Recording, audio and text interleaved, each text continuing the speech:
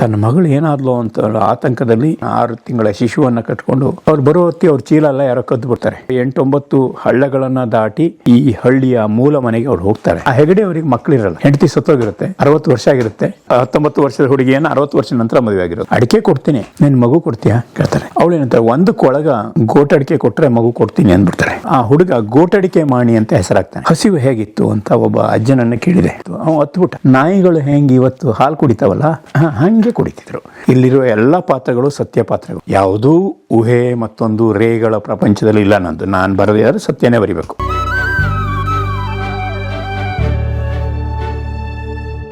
ನಮ್ಮ ರಾಜ್ಯದ ನದಿಗಳಿದಾವಲ್ಲ, ನದಿಗಳು ಇವತ್ತೆಲ್ಲ ನದಿ ತಿರುವು ಮತ್ತೊಂದು ಆಗ್ತಾ ಇದೆ. ಈ ಎಲ್ಲ ನದಿಗಳ ಕುರಿತು ಪುಸ್ತಕ ಇದು, ಜೀವ ನದಿಗಳ ಸಾವಿನ ಕಥನ ಅಂತ ಬರೆದೆ.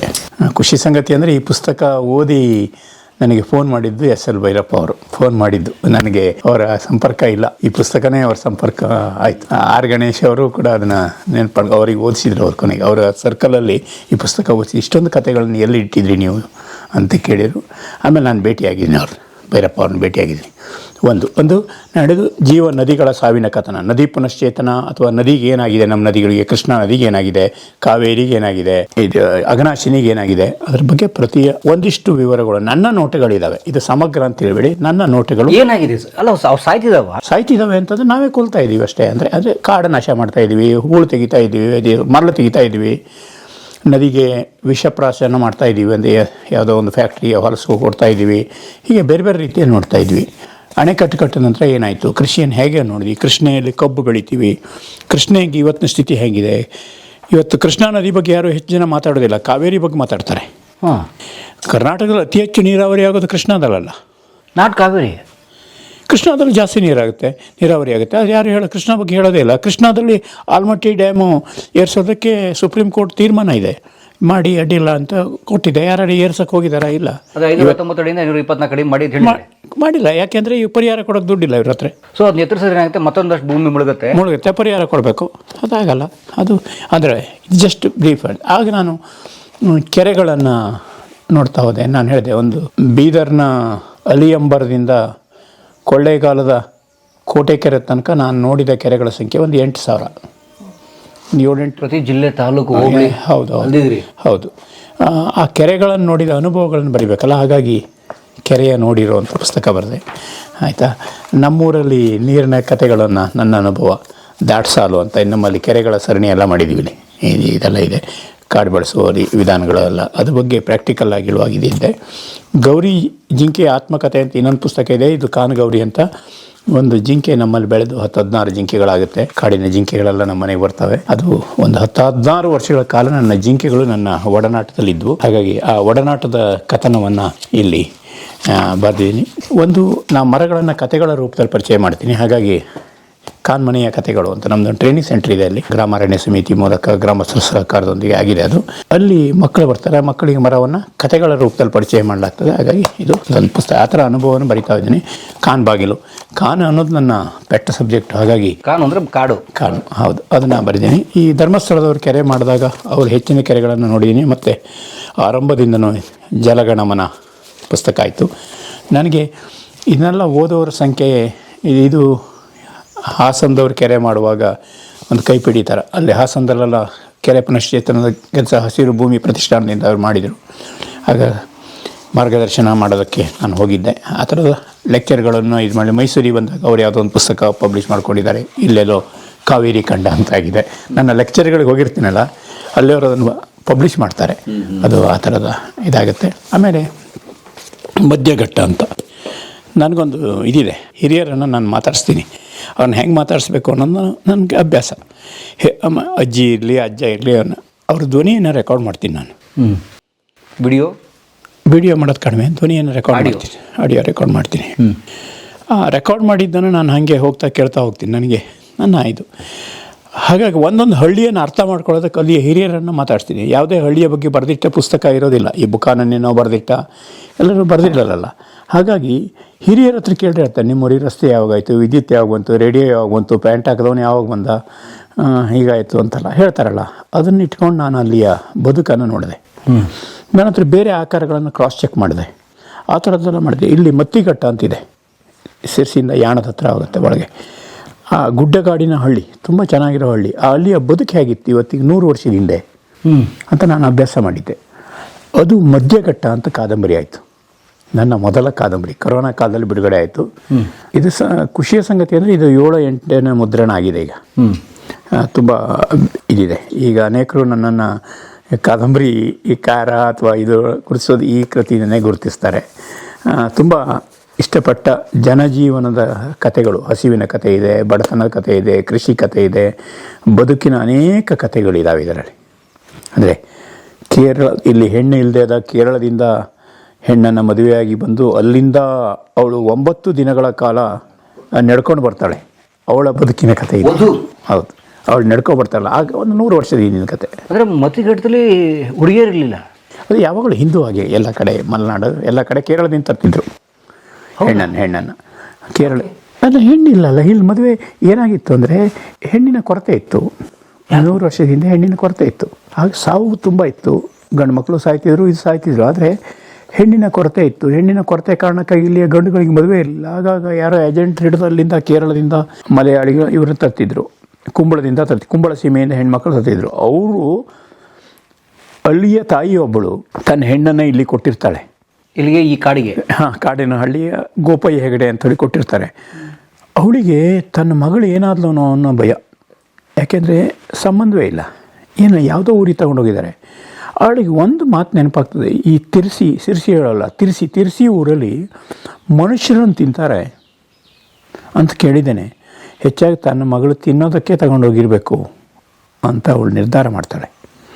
ತನ್ನ ಮಗಳು ಏನಾದ್ಲು ಅಂತ ಆತಂಕದಲ್ಲಿ ಎಳೆಯ ಪೂರ, ಒಂದು 4 ವರ್ಷದ ಒಂದು ಹುಡುಗನನ್ನು ಕರ್ಕೊಂಡು ಕಂಕುಳಲ್ಲಿ ಒಂದು ಮಗುವನ್ನು, ಎಳೆ ಶಿಶುವನ್ನು, 6 ತಿಂಗಳ ಶಿಶುವನ್ನು ಕಟ್ಕೊಂಡು ಟ್ರೈನಲ್ಲಿ ಹೊಡ್ತಾಳೆ. ಆಗ ಟ್ರೈನ್ ಇರುತ್ತೆ ಮಂಗಳೂರವರೆಗೆ. ಅವ್ರು ಬರೋ ಹೊತ್ತಿ ಅವ್ರ ಚೀಲ ಎಲ್ಲ ಯಾರೋ ಕದ್ದು ಬಿಡ್ತಾರೆ. ಏನೋ ಬದುಕಿ ಏನೂ ಇರಲ್ಲ. ಅಲ್ಲೆಲ್ಲೋ ಬಿದ್ದು ಬಾಳೆಹಣ್ಣು ಸಿಪ್ಪೆ ತಿನ್ಕೊಂಡು ಮತ್ತೇನೋ ರಸ್ತೆಯಲ್ಲಿ ಓಡಾಡ್ತಾ ದೋಣಿಗೆ ದೋಣಿ ಕೊಡೋಕೆ ದುಡಿರಲ್ಲ ಅವರಿಗೆ. ಇದರ ದಾಟಿಸ್ಬೇಕಲ್ಲ, ನದಿ ಸೇತುವೆ ಇಲ್ಲ ಆಗ. ಹಾಗೆ ಕಷ್ಟಪಟ್ಟು 9 ದಿನಗಳ ಕಾಲ 8-9 ಹಳ್ಳಗಳನ್ನು ದಾಟಿ ಸಿರ್ಸಿಗೆ ಬಂದು, ಸಿರ್ಸಿಯಿಂದ ಮಂಜುಗುಣಿ ಹೋಗಿ, ಮಂಜುಗುಣಿಯಿಂದ ಒಂದು 20-25 ಕಿಲೋಮೀಟ್ರ್ ಮೈಲು ದೂರದ ಈ ಹಳ್ಳಿಯ ಮೂಲ ಮನೆಗೆ ಅವಳು ಹೋಗ್ತಾಳೆ. ಅವಳಿಂದ ವಾಪಸ್ ಹೋಗಲ್ಲ, ಅವಳು ಅಲ್ಲೇ ಇರ್ತಾಳೆ. ಅಲ್ಲಿ ತನ್ನ ಮಗಳನ್ನು ನೋಡ್ತಾಳೆ.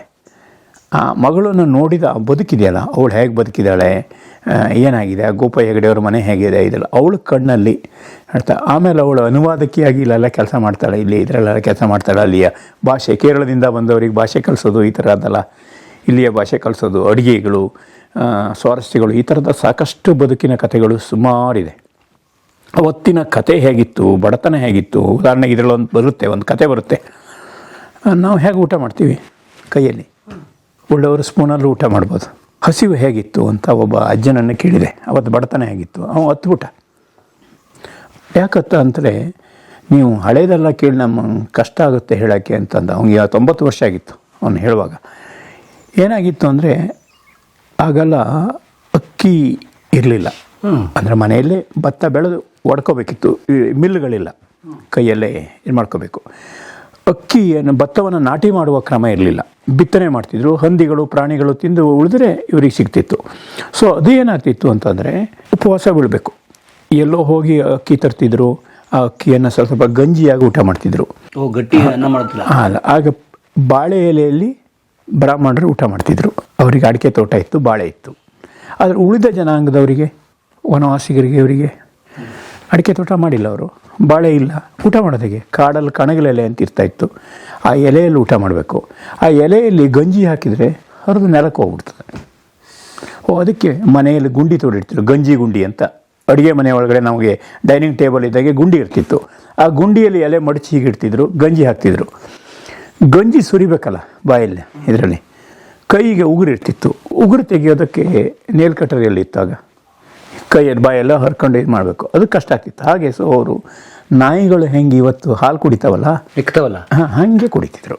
ಇದನ್ನು ಬರೆದೆ. ಆದರೆ ಬರೆದಾಗ ಅನೇಕರಿಗೆ ಆಶ್ಚರ್ಯ ಆಗೋಯ್ತು, ಅಯ್ಯೋ ಹಿಂಗೆಲ್ಲ ಇತ್ತು ಅಂತ.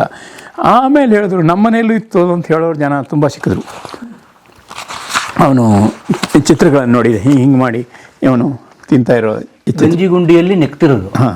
ಆದರೆ ಅದನ್ನೆಲ್ಲ ನಾನು ಈ ಥರದ್ದು ಸಾಕಷ್ಟಿತ್ತು.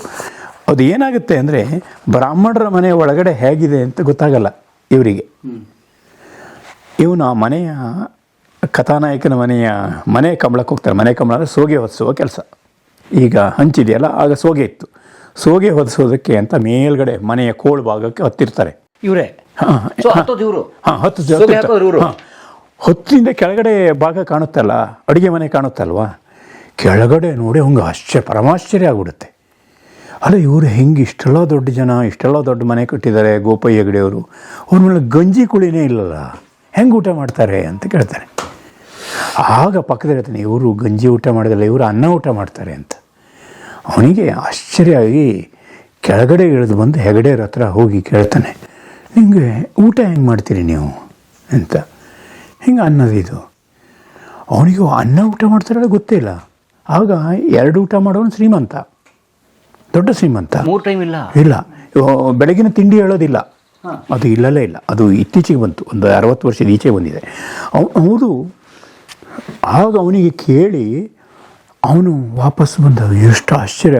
ಅಲ್ಲಿವರೆಗೆ ಅವನಿಗೆ ಬ್ರಾಹ್ಮಣರ ಮನೆ ಒಳಗಡೆ ಏನಿರುತ್ತೆ ನೋಡ್ಲಿಕ್ಕೆ ಅವಕಾಶ ಇಲ್ಲ, ಯಾರು ಮನೆ ಒಳಗೆ ಹೋಗೋದಿಲ್ಲಲ್ಲ. ಅವನು ಸೋಗೆ ಹಚ್ಚಕ್ಕೆ ಹೋದವನಿಗೆ ಕೆಳಗಡೆ ನೋಡಿ ಅವನು ಆಶ್ಚರ್ಯವಾಗಿ ಕೇಳ್ತಾನೆ. ಅದು ಆ ಸೂಚನೆ. ಅಲ್ಲಿಂದ ಅವನು ಆ ಕತೆ ಹೊರಗೆ ಬಿಡ್ತದೆ. ಅಂದರೆ ಆಮೇಲೆ ಇನ್ನೊಂದು ಮಜಾ ಇರುತ್ತೆ. ಆ ಹೆಗಡೆಯವರಿಗೆ ಮಕ್ಕಳಿರಲ್ಲ, ಹೆಂಡತಿ ಸತ್ತೋಗಿರುತ್ತೆ, 60 ವರ್ಷ ಆಗಿರುತ್ತೆ. 60 ವರ್ಷ ಆದ ನಂತರ ಅವಳು ಮದುವೆ ಆಗಿರ್ತಾರೆ. ಅವಳು ಮತ್ತೊಂದು ಕೇರಳದ ಮದುವೆ, 19 ವರ್ಷದ ಹುಡುಗಿಯನ್ನು 60 ವರ್ಷದ ನಂತರ ಮದುವೆ ಆಗಿರೋದು. ಅವಳು ನೋಡ್ಕೊಂಡು ಆ ತಾಯಿ ಬರೋದು. ಹಾಂ, ಆಮೇಲೆ ಇವಳು ಏನಿರಲ್ಲ, ಒಂದು ದಿವಸ ಮಧ್ಯಾಹ್ನ ಅವ್ರ ಮನೆಗೆ ಒಂದು ಅಡಿಕೆ ಸಂಭಾವನೆಗೆ ಅಂತ ಬರ್ತಾರೆ. ನಮ್ಮಲ್ಲೆಲ್ಲ ಅಡಿಕೆ ಬೆಳಿತೀವಲ್ಲ, ಅಡಿಕೆ ಕೊಡಿ ಅಂತ ಹೇಳ್ಕೊಂಡು ಬರ್ತಾರೆ 2 ಅಡಿ. ಬರುವಾಗ ಒಂದು ಬ್ರಾಹ್ಮಣ ಹೆಂಗಸೊಬ್ಬಳು ತನ್ನ ಮಗುವನ್ನು ಕರ್ಕೊಂಡು ಬರ್ತಾಳೆ, ಅಡಿಕೆ ಸಂಭಾವನೆ ಕೊಡಿ ಅಂತ. ಈ ಗೋಪಯ್ಯ ಹೆಗಡೆಯವರು 4-5 ಎಕರೆ ಅಡಿಕೆ ತೋಟ, ಮನೆಯಲ್ಲಿ ಯಾರೂ ದಿಕ್ಕೇ ಇಲ್ಲ, ಅಡುಗೆ ಮಾಡಲಿಕ್ಕೆ ಯಾರೋ ಒಂದು ಅಮ್ಮ ಬಂದಿದ್ದಾಳೆ ಬಿಟ್ಟರೆ ಮತ್ತೆ ಏನೂ ಇಲ್ಲ. ಯೋಚನೆ ಮಾಡ್ತಾ ಇರ್ತಾರೆ. ಇವಳು ಅಡಿಕೆ ಕೊಡ್ತೀನಿ, ನಿನ್ನ ಮಗು ಕೊಡ್ತೀಯಾ ಕೇಳ್ತಾರೆ. ಅವಳೇನಂತಾರೆ, 1 ಕೊಳಗ ಗೋಟ್ ಅಡಿಕೆ ಕೊಟ್ಟರೆ ಮಗು ಕೊಡ್ತೀನಿ ಅಂದ್ಬಿಡ್ತಾರೆ. ಆಯಿತಾ, 1 ಕೊಳಗ ಅಂದಿಷ್ಟು ಕೊಟ್ಟು ಬಿಡ್ತಾನೆ ಅಡಿಕೆ. ಮಗು ಅರೆ ಕ್ಷಣದಲ್ಲಿ ಇವ್ರದ್ದಾಗುತ್ತೆ. ಕೊಟ್ಟು ಹೋಗ್ಬಿಡ್ತಾರೆ.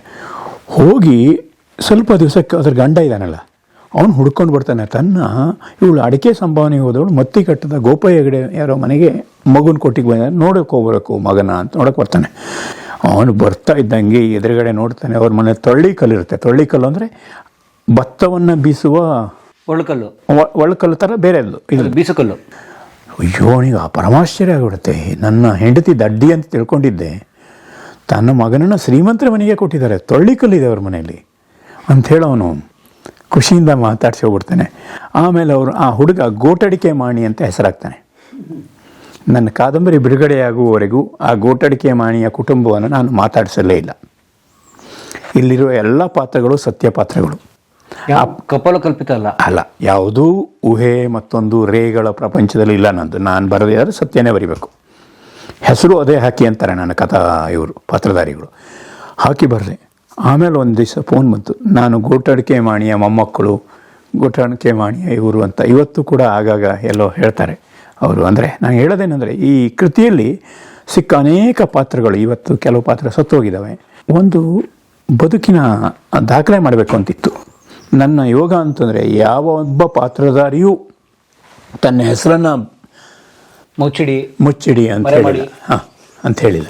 ಈ 2 ಕೃತಿಗಳು ಕೂಡ ಅವೇ. ನಾನು ಯಾವುದೇ ಪಾತ್ರಧಾರಿಗಳಿಗೆ ಬೇರೆ ಹೆಸರು ಅಂತ ಇಟ್ಟಿಲ್ಲ, ಬೇರೆ ಹೆಸರು ಅಂತಲೇ ಇಟ್ಟಿಲ್ಲ. ಅದೇ ಹೆಸರುಗಳಿಂದ ಅವರೇ.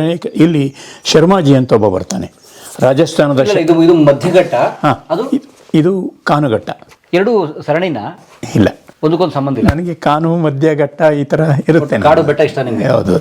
ಅದು ಈ ಕಾನುಘಟ್ಟದಲ್ಲಿ ಬ್ರಿಟಿಷರ ಪ್ಲಾಂಟೇಶನ್ ಫಾರೆಸ್ಟ್ ಇತ್ತಲ್ಲ, ಹೇಳಿದ್ನಲ್ಲ, ಟೀಕ್ ಬೆಳೆದ್ರು ಅಂತ, ಅದ್ರ ಹಿಸ್ಟ್ರಿ ಮತ್ತು ಹೆಂಗಾಯಿತು, ಈ ಕಾನು ಅನ್ನೋದು ಹೇಗೆ ಬಂತು, ಈ ಕಾನು ಹಾಳಿನ ನಂಬಿಕೆ ಒಂದು 500-600 ವರ್ಷಗಳಿಂದ ಹೇಗೆ ಬಂತು, ಅಲ್ಲಿ ಒಳಗಡೆ ಏನೇನು ನಂಬಿಕೆಗಳಿತ್ತು, ಅದು ಹೇಗೆ ಬೆಳೆದು ಬಂತು ಅನ್ನುವ ಕೌತುಕದ ಸಂಗತಿಗಳನ್ನು ಹೇಳಬೇಕಿತ್ತು ನನಗೆ. ಅದನ್ನು ಇದರಲ್ಲಿ ಹೇಳಿದ್ದೀನಿ. ಹಾಗಾಗಿ ಬ್ರಿಟಿಷರ ನೀವು ಹಳೆಯ ವರ್ಕಿಂಗ್ ಪ್ಲ್ಯಾನ್ಗಳನ್ನು ಅಭ್ಯಾಸ ಮಾಡಿದ್ದೀನಿ ನಾನು. ಶಿವಪುರ ಅಂತ ಒಂದು ಹಳ್ಳಿ, ಆ ಹಳ್ಳಿಯನ್ನು ಕೇಂದ್ರೀಕೃತವಾಗಿ ಇದನ್ನು ಮಾಡಿರೋದು. ನೀವು ಉಳುವಿ, ಶಿವಪುರ ಈ ಥರದ ಹಳ್ಳಿಗಳನ್ನೇ ಇದು ನೋಡಿಕೊಂಡು, ಅಲ್ಲಿಯ ಕಾಡೊಳಗಿನ ನದಿಯೊಳಗಿನ, ಆಗಲೇ ಹೇಳಿದ್ನಲ್ಲ, ಮರದಲ್ಲೇ ಸಾಗಿಸ್ತಾಯಿದ್ರು, ಮರವನ್ನು ನದಿಯಲ್ಲಿ ಸಾಗಿಸ್ತಾಯಿದ್ರು. ಇದನ್ನೆಲ್ಲವನ್ನು ಅದನ್ನು ಇಲ್ಲಿ ಮಾಡುವ ಪ್ರಯತ್ನ ಮಾಡಿದ್ದೀನಿ. ಇದು ಅಂದರೆ ನಾನು ಮೂಲತಃ ಇವನಲ್ಲ, ಕಥೆಗಾರ ಅಥವಾ ಇದೆಲ್ಲ, ಒಂದು ಹೊಸ ಪ್ರಯತ್ನ ಮಾಡಿದೆ. ಬಟ್ ಜನ ಓದುಗರು ಸ್ವೀಕಾರ ಮಾಡಿದ್ದಾರೆ ಅಷ್ಟೇ. ಸರ್, ನೀವು ಹೇಳಿದ ಮತಿಘಟ್ಟ ಅನ್ನೋ ಊರು, ಮತ್ತಿಘಟ್ಟ ಅದು ಮಧ್ಯಘಟ್ಟ. ಎಲ್ಲಿದೆ ಅದು ಎಕ್ಸಾಕ್ಟ್ಲಿ? ಇಲ್ಲೇ ಯಾಣದ ಹತ್ರ ಇದೆ. ಅದನ್ನು ನನ್ನ ಹೋಗೋ ರಸ್ತೆಯಲ್ಲಿ ಇದೆಯಾ? ಯಾಣಕ್ಕೆ ಹೋಗೋ ರಸ್ತೆ ಒಳಗಡೆ ಇದೆ. ಆ ಕಾದಂಬರಿ ಬಂದ ನಂತರ ಈ ಊರಲ್ಲಿ ಜನ ಅದನ್ನು ನೋಡೋಕ್ಕೆ, ಹಳ್ಳಿಯನ್ನು ನೋಡೋಕ್ಕೆ ಬರೋಕ್ಕೆ ಸ್ಟಾರ್ಟ್ ಮಾಡಿದರು. ಆ ಮತ್ತಿಘಟ್ಟವನ್ನು ನೋಡೋಕ್ಕೆ ಬರೋಕ್ಕೆ ಸ್ಟಾರ್ಟ್ ಮಾಡಿದರು. ಆಮೇಲೆ ನನ್ನ ಕಾದಂಬರಿ 2ನೇ ಪ್ರತಿ ಬಿಡುಗಡೆ ಆಗುವಾಗ ಆ ಊರಲ್ಲಿ ಒಂದು ಚಾರಣ ಇಟ್ಟಾಗ ಒಂದು 60ಕ್ಕೂ ಹೆಚ್ಚು ಜನ ಚಾರಣಕ್ಕೆ ಬಂದಿದ್ದಾರೆ. ಚಾರಣ ಮಾಡ್ಕೊಂಡು ಹೋಗ್ಬೇಕಾ? ಹೌದು. ಆ ಚಾರಣದ ಹಳ್ಳಿಗಳು ಅಲ್ಲಿ ಹಳ್ಳಿ ಚಾರಣ ಅಲ್ಲ, ಆ ಹಳ್ಳಿಯ ಈ ಕಥೆಯ ಸ್ಥಳಗಳಿದಾವಲ್ಲ, ಅದು ಆ ಸ್ಥಳಗಳಿಗೆ ಹೋಗಬೇಕು. ಅದು ಬಟ್ ಆ ಕುಟುಂಬ, ಗೋಟಡಿಕೆ ಮಾಣಿಯ ಕುಟುಂಬ ಈಗಲೂ ಇದ್ದಾರೆ? ಗೋಟಡಿಕೆ ಮಾಣಿಯ ಕುಟುಂಬ ಇದೆ. ಅವರು ಅಲ್ಲೆಲ್ಲೋ ಇದಾಕೊಂಡೆ ಮೊಮ್ಮಕ್ಕಳೇನೋ ಇದ್ದಾರೆ ಈಗ. ಇಲ್ಲಿ ಅದೇ ಊರಲ್ಲಿ? ಹಾಂ, ಅದೇ ಊರಲ್ಲಿದೆ. ಇದೆ. ಆಮೇಲೆ ಆ ಗೋಪ ಹೆಗಡೆಯವರ ಮನೆ ಇದೆ, ಹಾಗೆ ಇದು ವಂಶಿಕರಿದ್ದಾರೆ, ಇದ್ದಾರೆ, ಎಲ್ಲ ಇದೆ. ಅಲ್ಲಿ ವಾಚ್ ಹೇಗೆ ಬಂತು, ಮೊದಲ ಇದು ಹೇಗೆ ಬಂತು, ಇದು ಹೇಗೆ ಬಂತು ಅಲ್ಲಿ ಎತ್ತಿನ ಗಾಡಿಗಳು ಹೇಗೆ ಬಂತು, ಇದಾಯಿತು. ಆ ಕಾಲದ ಕಥೆಗಳೆಲ್ಲ ಇದೆ. ನೀವು ಹಳೆಯದನ್ನು ಇಷ್ಟಪಡೋರು ಅದನ್ನು ಇಷ್ಟಪಡ್ತಾರೆ ಅಷ್ಟೇ. ಅಂದರೆ ಹಾಗಿತ್ತು ಈ ಭಾಗದ ಬದುಕು. ಈ ಭಾಗದ ಬದುಕು ಇಲ್ಲೇ ಇತ್ತು, ನಿಮ್ಮ ಭಾಗದ ಬದುಕು ಹಿಂದೂ ಮತ್ತಿತ್ತು. ಅಂದರೆ ನಾವೇನು ಮಾಡ್ತೀವಿ, ಬಯಲು ಸೀಮೆಯಲ್ಲಿ ಸ್ವಲ್ಪ ಬೇರೆ ಇದಿರುತ್ತೆ, ಬೇರೆ ಸಂಪ್ರದಾಯ, ಕಲ್ಚರ್. ಅಲ್ಲಿ ಬರಗಾಲ ಬರ್ತಿತ್ತು, ಜನ ವಲಸೆ ಹೋಗ್ತಿದ್ರು, ಇದು ಹೋಗ್ತಿತ್ತು, ಇದೆಲ್ಲ ಆಗ್ತಿತ್ತು. ಈಗ ನಿಮ್ಮ ಕಡೆದು ನಾನು ಬೇರೆ ಬೇರೆ ಇದ್ರದ್ದು ಅಭ್ಯಾಸ ಮಾಡಿದ್ದೀನಿ, ಬೇರೆ ಬೇರೆ ಬರೋದು ಕಥೆಗಳು. ತೀರ ಬಡತನದ ದಿನಗಳಲ್ಲಿ ಬಯಲುಸೀಮೆ ಹೇಗಿತ್ತು? ಅವ್ರು ಏನೇನು ತಿಂತಾಯಿದ್ರು ಅಂತ ಬರ್ಕೊಂಡಿದೆ. ಬಯಲುಸೀಮೆಯಲ್ಲಿ ಬರಗಾಲದಲ್ಲಿ 154 ಸಸ್ಯದ ಪಟ್ಟಿ ಇದೆ. ಬ್ರಿಟಿಷ್ ಕಾಲದಲ್ಲಿ ದಾಖಲೆಗಳಿದೆ, ಬರಗಾಲದಲ್ಲಿ ಏನು ತಿಂತಾಯಿದ್ರು ಅಂತ. ವೆಂಕಟರಂಗೋ ಕಟ್ಟಿ 1897ರಲ್ಲಿ ಮಾಡಿದ ಕನ್ನಡೀಕರಿಸಿದ ಗೆಜೆಟಿಯರಲ್ಲಿ ರೆಕಾರ್ಡ್ಗಳಿದೆ. ಅಂದರೆ ಏನೇನಿತ್ತು ಅಂತ. ಇದು ಕಷ್ಟ ಇತ್ತು. ಆಗ ನಿಮ್ಮಲ್ಲಿ ಕಾಳು ಪಲ್ಯಗಳೆಲ್ಲ ಬಂದಿರೋದು ನೀರಿಲ್ಲದ ಕಾರಣಕ್ಕೆ. ತರಕಾರಿ ಇಲ್ಲಲ್ಲ, ಕೆರೆಗೆ ಭೂಮಿಯಲ್ಲಿ ಎಲ್ಲೋ ಕೆಳಗಡೆ ತರಕಾರಿ ಆಗ್ತಿತ್ತು. ದೂರದಲ್ಲಿದ್ದವರೆಲ್ಲ ಅದೇ ಕಾಳನ್ನು ನೀರಿಗೆ ಹಾಕಿ ಅದನ್ನೇ ಸಾಂಬಾರಿಗೆ ಮತ್ತು ಅದಕ್ಕೆ ಬಳಸೋಕ್ಕೆ ಶುರು ಮಾಡಿದರು, ಪಲ್ಯ ಮಾಡಿದರು. ಕಾಳು ಪಲ್ಯಗಳು ಬಂತಲ್ಲ ನಿಮ್ಮದು ರೊಟ್ಟಿ ಸುತ್ತಮುತ್ತ, ಅದು ಕಾರಣ. ಅಲ್ಲಿ ಆಹಾರ ಪರಂಪರೆಗೂ ಪರಿಸರಕ್ಕೂ ಸಂಬಂಧ ಇದೆ ತುಂಬ. ಇದು ಸರ್, ಈ ಕೇರಳದಿಂದ ಹೆಣ್ಣುಗಳನ್ನು ಮದುವೆಯಾಗಿ ವಧುಗಳನ್ನು ಕರ್ಕೊಂಡ್ಬಿಡ್ತಿದ್ರಲ್ಲ, ಭಾಷೆ ಅವ್ರು ಮಲಯಾಳಿ ಭಾಷೆ ಇರ್ತಿತ್ತು. ಹೇಗೆ ಕಮ್ಯುನಿಕೇಟ್ ಮಾಡೋರು ಅವರು? ಹಾಗೆ ಈಗ ಇಲ್ಲಿಂದ ಮಹಾರಾಷ್ಟ್ರ ಕೊಟ್ಟಿದ್ದೀವಿ ಹೆಚ್ಚಾಗಿ. ಈಗ ಇಲ್ಲಿ ಸುಮಾರು 70ನೇ ಇಸ್ವಿಯಿಂದ 90ರವರೆಗೆ ಹೆಚ್ಚಾಗಿ ಆ ಕಡೆ ಕೊಟ್ಟಿವಿ. 95ರವರೆಗೆ ಮಹಾರಾಷ್ಟ್ರ ಕೊಟ್ಟಿದ್ದೀವಿ. ಯಾಕೆ? ಇಲ್ಲಿ ಮದುವೆ ಆಗೋರು ಯಾರೂ ಇಲ್ಲ, ವಯಸ್ಸಾಗಿ ಹೋಗಿದೆ. ಆಗೇನು ಮಾಡಬೇಕು, ಮದುವೆ ಮಾಡಬೇಕಲ್ಲ. ಹಾಗೆ ಮಹಾರಾಷ್ಟ್ರದ ಬ್ರಾಹ್ಮಣರು ತಗೊಂಡಿದ್ದಾರೆ. ಅದು ಕೊರತೆಗಳು ಹೀಗೆ ಇದೆ. ಸೊ ಈ ಸಾಂಸ್ಕೃತಿಕ ಪಲ್ಲಟ ಇದ್ದೇ ಇದೆ, ತುಂಬ ಇದೆ. ಈಗ ಕೇರಳದಿಂದ ಬಂದ ಹೆಣ್ಮಕ್ಳು ಎಲ್ಲ ಉಳಿದು ಕನ್ನಡಿಗರೇ ಆಗಿ ಅವರು ವಾಪಸ್ ಹೋಗಲೇ ಇಲ್ಲ. ಆಕೆ ಬಂದ್ರೆ ಅವ್ರೇನಾಯ್ತು, 4 ವರ್ಷ ಮಗು ಕಟ್ಕೊಂಡು? ಅವಳು ಹೋಗಿಲ್ಲ ಬಿಡಿ, ಅವಳು ವಾಪಸ್ ಹೋಗಿಲ್ಲ. ಆದರೆ ಹೆಣ್ಮಕ್ಳು ಮದುವೆ ಆದವರು ಕೂಡ ವಾಪಸ್ ಹೋಗಲಿಲ್ಲ. ಒಂದ್ಸರಿನೇ ತವ್ರ ಮನೆಗೆ ಅಂತ ಹೋಗಲಿಲ್ಲ. ಅವರು ಬೇರೆ ಇದೇ ನೋಡಲಿಲ್ಲ. ಅವರು ಯಾರನ್ನು ನೋಡಲೇ ಇಲ್ಲ. ಅವರ ಧ್ವನಿಗಳೆಲ್ಲ ಇದೆ ನನ್ನ ಹತ್ರ. ಮದುವೆಯಾಗಿ ಬಂದವರು ಅಜ್ಜಿಯರೆಲ್ಲ ಈಗ ಅಜ್ಜಿಯರಾಗಿಬಿಡ್ತಾರೆ, ಈಗಿಲ್ಲ ಯಾರು. ಅವರೆಲ್ಲ ಮಾತಾಡ್ಸಿದ್ದೀನಿ ನಾನು. ಅವತ್ತು ಮದುವೆ ಹೇಗಾಯಿತು, ಏನಾಯಿತು, ಎಷ್ಟು ವರ್ಷ. ನಾನು 12 ವರ್ಷಕ್ಕೆ ಬಂದೆ, 14ನೇ ವರ್ಷದಲ್ಲಿ ಮದುವೆ ಆಯಿತು, ಮತ್ತು ಇದಿರಲಿಲ್ಲ, ಹಾಗೆ ಹೇಳ್ಕೊಂಡಿದ್ದಾರೆ ಅವರು. ಸರ್, ಅಡಿಕೆ ವ್ಯಾಪಾರ ಹೇಗಿರ್ತದೆ? ಅಲ್ಲ, ಅಡಿಕೆ ವ್ಯಾಪಾರಿಗಳು ಸ್ಥಳೀಯರು ಅಲ್ಲಲ್ಲಿ ಇದು ಕೆಲವು ಕಡೆ ಸೊಸೈಟಿಗಳಿರಲಿಲ್ಲ, ರಸ್ತೆಗಳಿರಲಿಲ್ಲ, ತಲೆಯವರ ಮೇಲೆ ನಡೀತಾ ಇತ್ತು. ಕೆಲವು ಒಳ ಹಳ್ಳಿಗಳಲ್ಲಿ ಏನಾಗ್ತಿತ್ತು, ವ್ಯಾಪಾರಕ್ಕೆ ಹೋದವನು ಅವನು ವ್ಯಾಪಾರಿ ಎಲ್ಲ ಉಂಗುರ ಹಾಕ್ಕೊಂಡಿರ್ತಿದ್ದ, ಇಲ್ಲೆಲ್ಲ ಉಂಗುರ ಹಾಕ್ಕೊಂಡಿರ್ತಿದ್ದ, ಎಲ್ಲ ಅವನು ಉಂಗುರ ನೋಡ್ಕೊಂಡೆಲ್ಲ ಇದು ಮಾಡ್ತಿದ್ರು. ಎಷ್ಟು ಉಂಗುರ ಹಾಕಿದ್ದಾನೆ ಹಾಗೆ ಹೀಗೆಲ್ಲ ನೋಡ್ತಾ ಇದ್ರಲ್ಲ. ಅವನು ಕೂತ್ಕೊಳ್ಳುವಾಗ ಕಾಲು ಎತ್ತಿ ಕೂರುವಾಗ ಕೆಳಗಡೆನೂ ಜಾರಿ ಹೋಗ್ತಿತ್ತು. ಅವನು ಗುಪ್ತಾಂಗ ಕೆಳಗಡೆ ಎಲ್ಲೋ ಅಲ್ಲೊಂದು ಉಂಗುರ ಕಾಣ್ತದೆ ಹೇಳಿ ಎಲ್ಲರೂ ಅಲ್ಲಿ ನೋಡ್ತಿದ್ರು. ಆದರೆ ಇಲ್ಲ, ಅಡಿಕೆ ಹೊಡೆದು ಬಿಡ್ತಿದ್ದ ಅವನು ಅಂತ. ಅದೇ ಆ ಥರದ ಉದಾಹರಣೆಗಳು ಅಂದರೆ ನಾ ಹೇಳೋದು. ಎಷ್ಟು ಬದುಕಿನ ಸೂಕ್ಷ್ಮ ಇತ್ತು, ಸೂಕ್ಷ್ಮಗಳು, ವ್ಯಾಪಾರಿ ಸೂಕ್ಷ್ಮಗಳು, ಇದು ಇಂಥದ್ದು ಅವ್ರನ್ನ ಡೈವರ್ಟ್ ಮಾಡೋಕ್ಕೆ ಹೆಂಗೆ ಮಾಡೋನು, ಹಂಗೆ ಮಾಡ್ತಿದ್ದ. ಆ ಥರದ್ದು ಇದೆ ಹಳ್ಳಿಗಳಲ್ಲಿ. ಇಂಥದ್ದೆಲ್ಲ ಸಾಕಷ್ಟು ಇದೈತೆ. ಅಂದರೆ ಹಳೆ ವ್ಯಾಪಾರ ತಂತ್ರಗಳು ಹಿಂಗೆಲ್ಲ ಇತ್ತು. ಈಗ ಅಡಿಕೆ ಈ ನಾಡಿಗೆ ಅಥವಾ ಎಲ್ಲರೂ ಹಂಗೆ ಮಾಡ್ತಾರೆ ಅಂತಲ್ಲ. ಬಟ್ ಈ ಕೋಆಪರೇಟಿವ್ ಮೂವ್ಮೆಂಟು ಇದೆಲ್ಲ ಅಡಿಕೆ ವ್ಯಾಪಾರ ಇದಕ್ಕೊಂದು ಇಂಟರ್ನ್ಯಾಷನಲ್ ಬೇಡಿಕೆ ಎಲ್ಲ ಬರೋಕ್ಕೆ ಮೊದಲು ಹೇಗಿತ್ತು ಅಡಿಕೆ ವ್ಯಾಪಾರ?